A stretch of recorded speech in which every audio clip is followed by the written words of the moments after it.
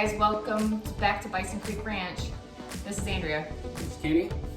And today we're going to be smoking our Easter ham out on the smoker. So we're going to go through our steps on what we do. We do this every year and it's one of the best ways to eat this ham. Best way to cook this ham. Yeah, definitely. Yeah, we're definitely going to cook it first. We're not, I mean, it's already cooked, but we're going ahead and we're going to smoke it now. So it's going to be really good when we're done. All right, so I've got half a ham. It's bone in.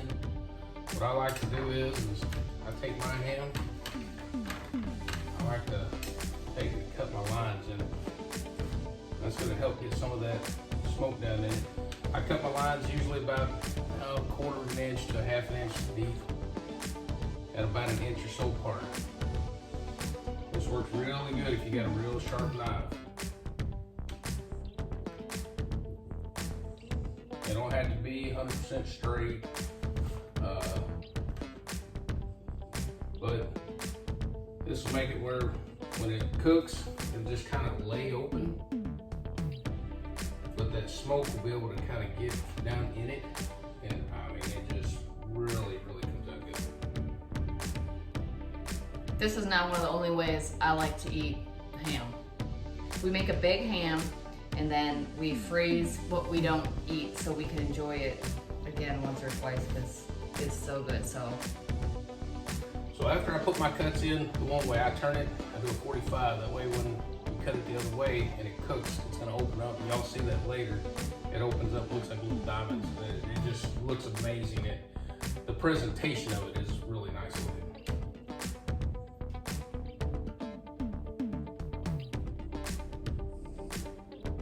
we'll also be making a glaze here and putting it on later. This will be good too.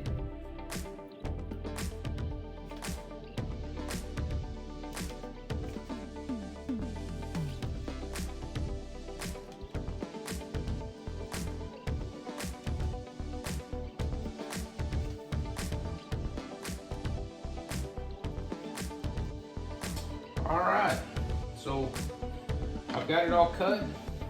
It's like I said, you can kind of pull it apart. You can see what it looks like, but as it cooks, it'll just start to pull apart, and really has a really neat look to it. But what I do is I get my my grill going. I like to smoke it.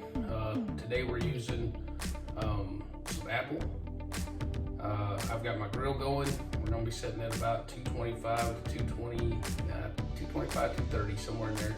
That's where I like to cook them at. And I do run meat probes and grill probes and all that, so I'll put all that in it, and I just watch my temperatures and make sure my grill doesn't get too hot, so it doesn't, cook it too fast. Cook it too fast, it'll push all the moisture and everything out of it, and it becomes dry. So, but anyway, let's see how it goes. We'll go to the grill. All right, so here we are.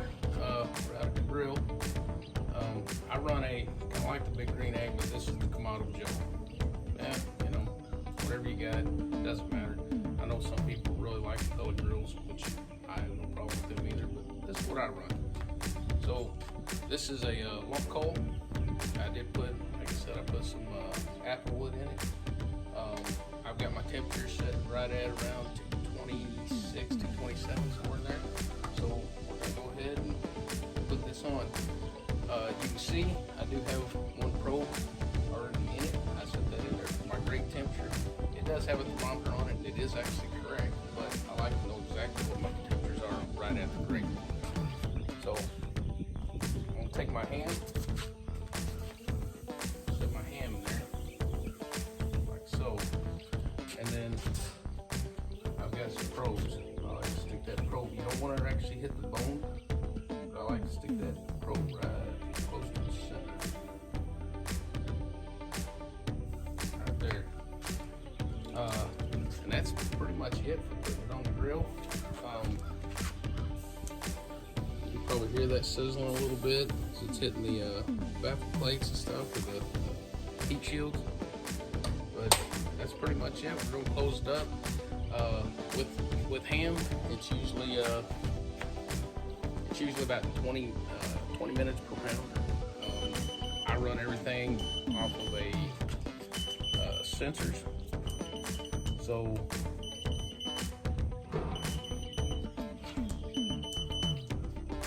that's what we're gonna do. So that's my timer going off. That's just telling me my temperatures have dropped too low because I had it open, but it'll heat back up pretty quick and we'll get back up and running. Right now I'm showing 32 degrees on the ham, and we're coming back up pretty quick on the grill side. So, all right, we'll be back, show you a little bit more here in a little while. All right, so today while we're grilling this ham, I was gonna tell you a little bit about this probe. I bought this off Amazon. It wasn't really expensive. It came with 4 probes, and you can hook up 6 of them. It's Wi-Fi. It connects to my phone. It's pretty simple to use. Basically, you download their software. It tells you, it's got a booklet, tells you exactly how to do everything. It's fully rechargeable. But once you get it all installed, you can see how this interface works.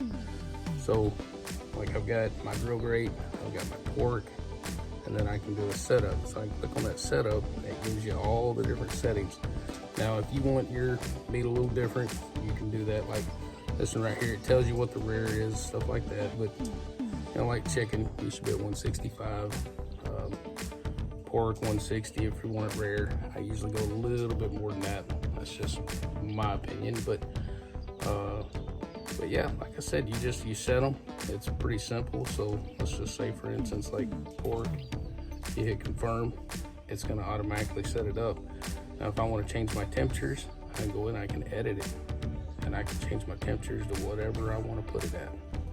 So, like I said, it's a pretty neat little app. It shows, you know, temperatures, records, all that stuff, but it'll also, you know, it'll send you all the notifications and stuff. So you can even leave this. You don't have to be, your phone don't have to be connected. It'll automatically send it to you no matter where you're at. So it's kind of a neat little thing.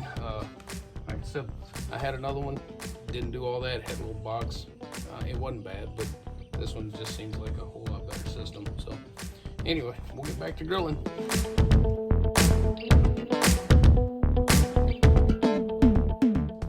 So to start the glaze, we have these ingredients. We need 1 cup of brown sugar.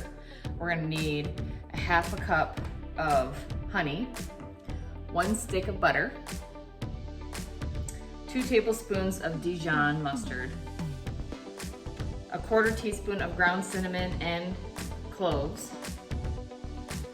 4 cloves of garlic. I usually just use the minced stuff and put in about what 4 cloves would be.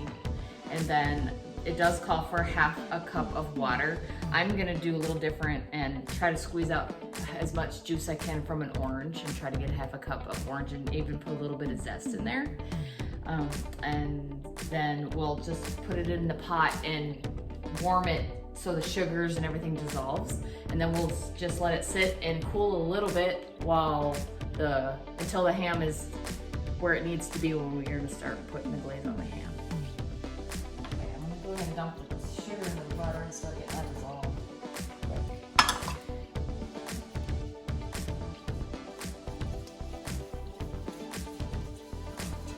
I just have it on the low heat. Don't want to burn any.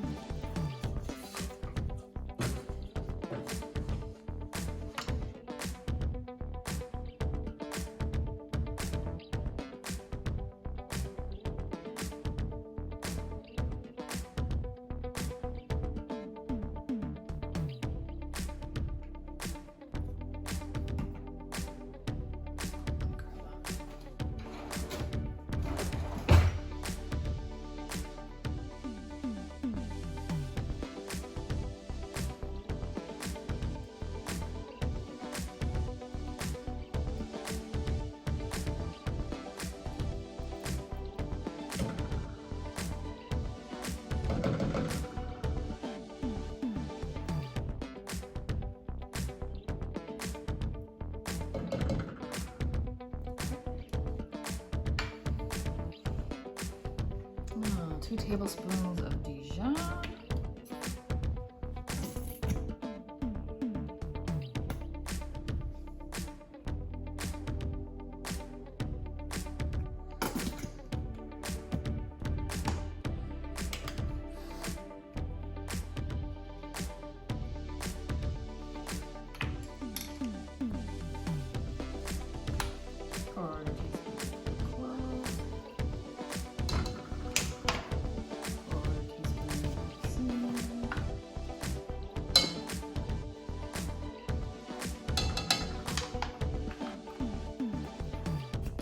I'll, you put the garlic in toward the end. So I'm gonna go ahead and cut this orange. First I'm gonna put some zest in there. It's easier to zest it while it's a whole orange.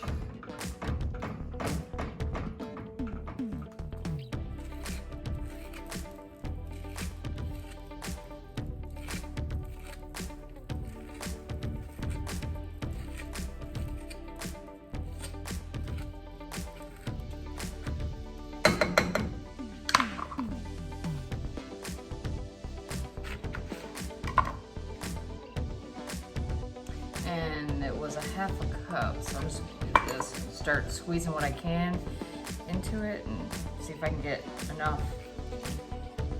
If not, I'll just supplement the rest with water since that's what it calls for.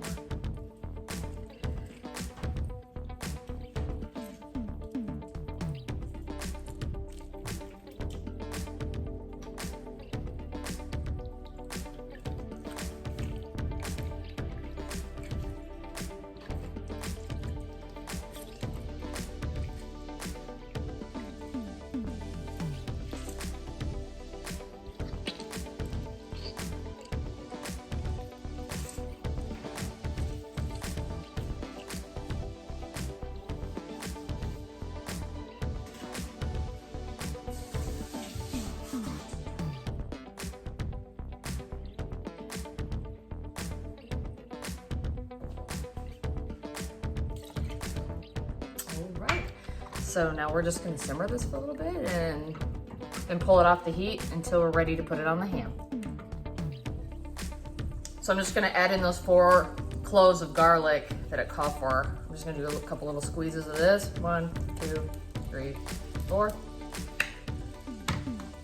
And just let this swim around for a minute and then we'll shut it off. And then we'll wait till the ham's ready. Let's take a look at this thing. Let's see how it looks. It's been going about 3.5 hours. Let's see what it looks like. Oh yeah, that's looking good. You see how when I did the cuts, made the little crisscross starts breaking open a little bit. I'm fixing to put a glaze on this thing. And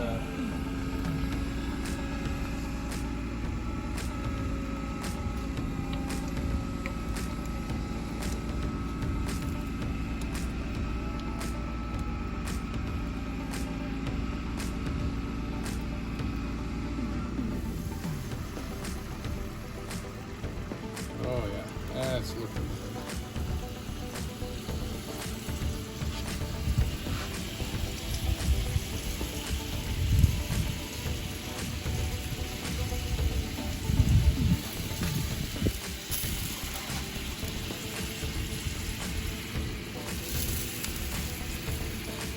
You want to try to work that down inside all of those little spots there.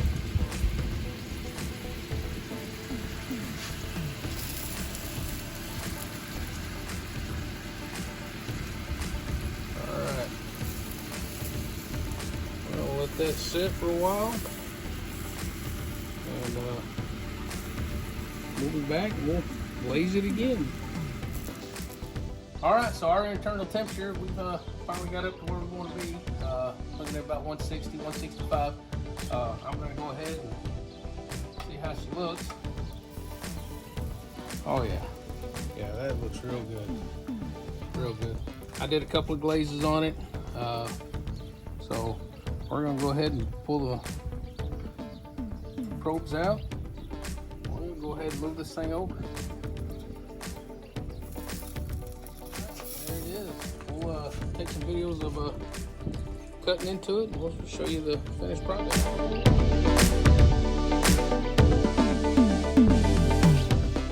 All right, so let's cut in this thing. Let's see how it looks.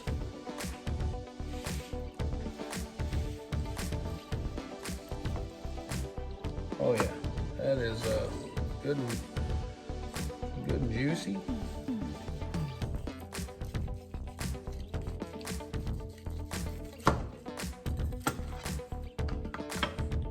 I get to taste this. All right, so what do y'all think of that? That looks pretty darn good. Let's go taste test. Oh yeah, it's there. Good. You can taste the smoky and I taste the glaze. What do you think about it, Dan? I like it. Pretty good. All right, well, I think that's it for us here at the Bison Creek Ranch. So y'all have a happy Easter.